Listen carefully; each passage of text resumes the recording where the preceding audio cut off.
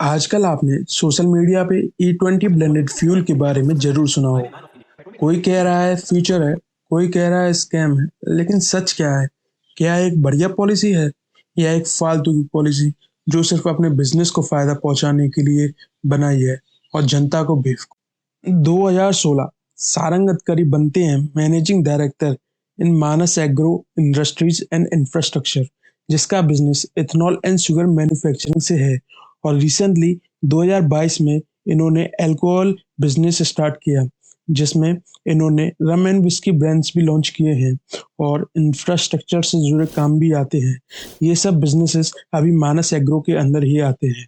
और ये यहीं पे ख़त्म नहीं होता। सारंग के नाम पे और भी कंपनीज हैं, जैसे कि GMT mining and power, Chaitanya construction and builders, avenger electricals and infra, जो कि इंफ्रास्ट्रक्चर से जुड़े काम करती है, जैसे कि रोड एंड ब्रिज कंस्ट्रक्शन और पावर जनरेशन जैसे प्रोजेक्ट्स। लेकिन फिर 2017 में निखिल गडकरी बन जाते हैं सियान एग्रो के मैनेजिंग डायरेक्टर, जिसका भी बिजनेस इथेनॉल शुगर मैन्युफैक्चरिंग से जुड़ा है और इंफ्रास्ट्रक्चर से जुड़ा काम भी आते हैं। क्या इसमें आपको कोई कॉमन चीज दिख रही है?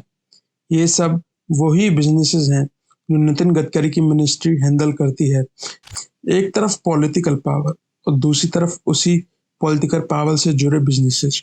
क्या ये कोइंसिडेंस है या फिर एक सोची समझी स्ट्रेटेजी? पर कहानी यहीं तक लिमिटेड नहीं है।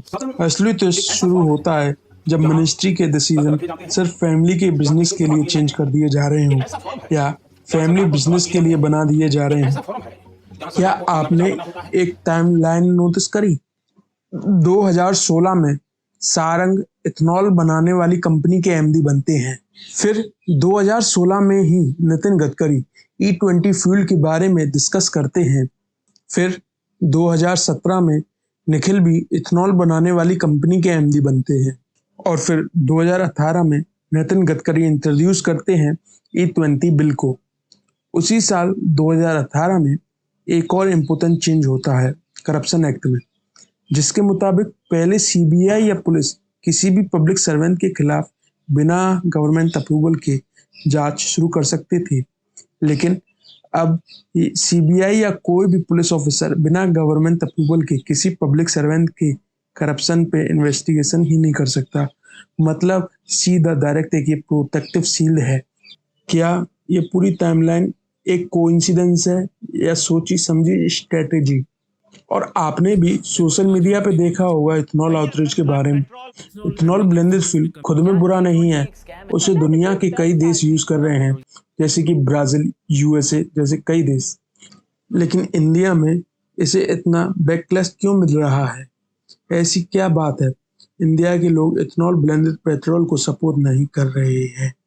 असल में जो इथेनॉल ब्लेंडेड फ्यूल है, उसे इतनी एग्रेसिव तरीके से पुश किया गया है।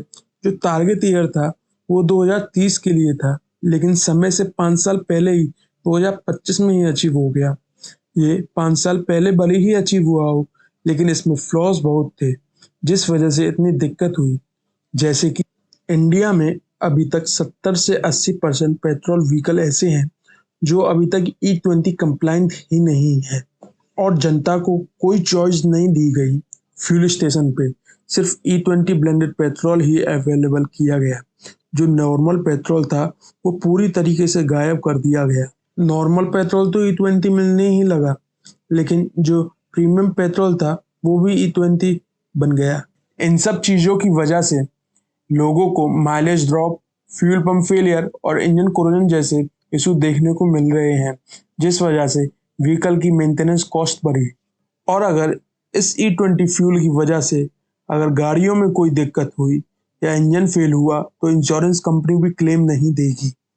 और आयरनी देखिए, इंडिया नेपाल और भूटान को फ्यूल एक्सपोर्ट करता है बिना इथेनॉल वाला, मतलब जो हमें पहले मिल रहा था, लेकिन इंडिया से सस्ता। अच्छा, जिसमें इंडिया से नेपाल और भूटान जाने के ट्रांसपोर्ट कॉस्ट और उधर के भी टैक्स लगने के बाद इंडिया हमको सस्ता दे रहा है। इन सब चीज के साथ साथ जो गडकरी के फैमिली बिजनेसेस थे, वो सब के डायरेक्ट लिंक इसी इथेनॉल बिजनेस में थे। सोचिए, सियान एग्रो के शेयर एक साल में ₹37 से बढ़कर ₹1,000 से ज़्यादा तक पहुंच गए। एक साल में सीधा सीधा 4,000% से ज़्यादा का जंप। रेवेन्यू 17 करोड़ से 550 करोड़ से ज़्यादा का हो गया। तो सवाल ये है, ये पॉलिसी पब्लिक के भले के लिए थी या अपने फैमिली के भले के लिए?